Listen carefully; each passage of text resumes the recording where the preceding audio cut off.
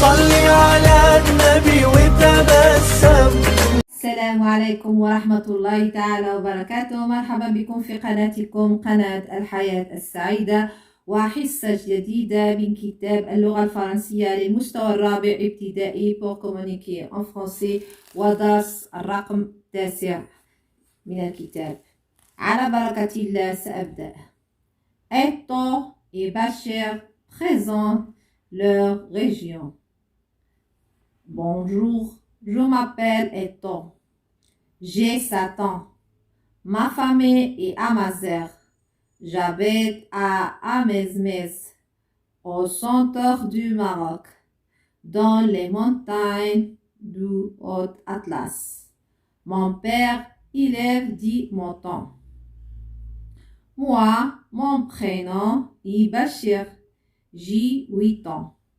J'habite dans la ville de Merzouga, au port du Sahara marocain. Mon père possède des dromadaires et les guides touristiques. والآن سأعيد قراءة ثانية مع الشرح. Bonjour, صباح الخير. Je m'appelle Eto. Je m'appelle أنا اسمي إيتو. J'ai 7 ans. J'ai 7 ans. لدي 7 سنوات. هذه اسمها إيتو وعمرها 7 سنوات. Ma famille est amazigh من أسرة أمازيغية. J'habite à Amzmez. تسكن أو تعيش في أمزميز. Au centre du Maroc dans les montagnes du Haut-Atlas. يعني centre وسط المغرب في جبال مونتاين جبال du Haut-Atlas جبال أطلس الكبير. Mon père élève 10 moutons. والدي يربي أو يرعى الأغنام. Moi, mon prénom est Bachir. هذا اسمه بشير. J'ai 8 ans. لدي 8 سنوات. J'habite dans la ville de Merzouga. يسكن في مدينة مرزوغا au port du Sahara marocain. Mon père possède des dromadaires. يعني أبي يملك جمال. Il est guide touristique. يعني هو يعمل كمرشد سياحي. يعني هو الذي يرشد السياح للأماكن أو المناطق التي تكون غير معروفة لدى السياح. الآن سأنتقل إلى الأسئلة. Qui sont les personnages représentés sur les images? من هم الشخصيات التي تقدمها الصور؟ هنا الشخصيات التي تقدمها الصور هما إيتو et Bachir. Les personnages représentés sur les images sont Eto et Bachir.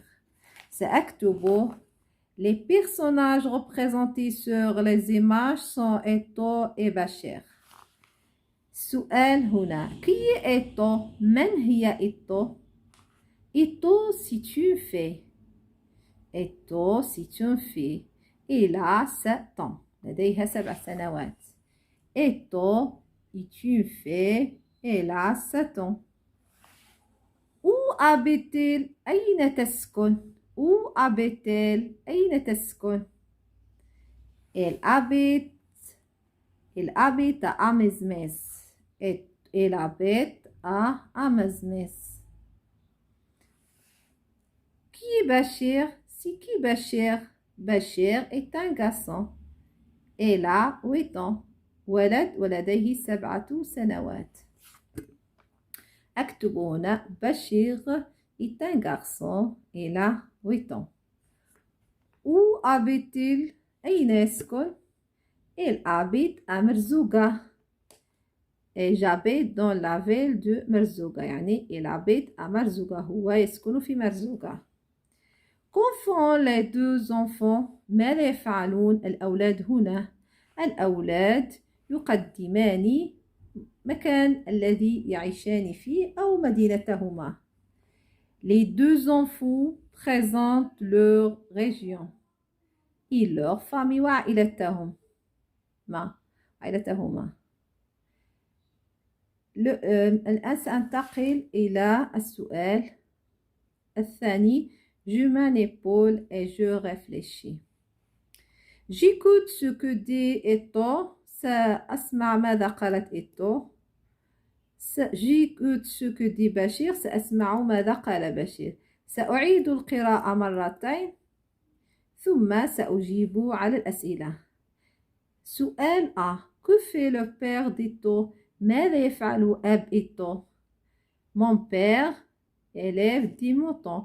يعني أبي يرعى أو يربي الأغنام. Le père d'Ito élève des moutons. B. Que fait le père de Bachir? ماذا يفعل أب بشير؟ Il guide touristique. Il est guide touristique يعني هو يرشد سياحيا يعني يرشد السياح. Le père du Bachir, guide touristique. Si se trouvent les montagnes d'Oud Atlas et مرزوقة. هل تعرف أين توجد جبال أطلس الكبير ومرزوقة؟ Se trouvent les montagnes de Oud Atlas au centre du Maroc. هنا مكتوبة. J'habite à Amzmiz au centre du Maroc dans les montagnes de Oud Atlas. Et Merzouga, ici, j'habite dans la ville de Merzouga au port du Sahara marocain. Se trouve au port du Sahara marocain. Merzouga se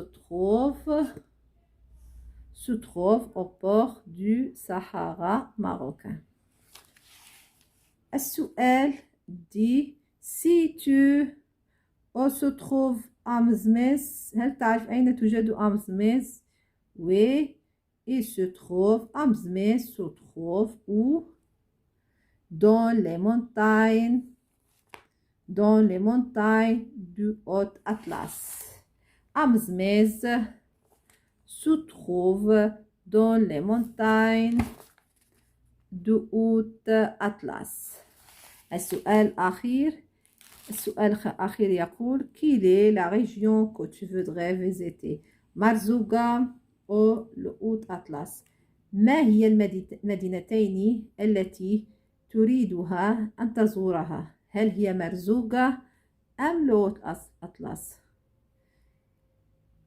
سأعرف أنك ستقول الاثنان ولهذا كتبت Je voudrais visiter les deux. يعني أريد أن أزورهما الاثنين.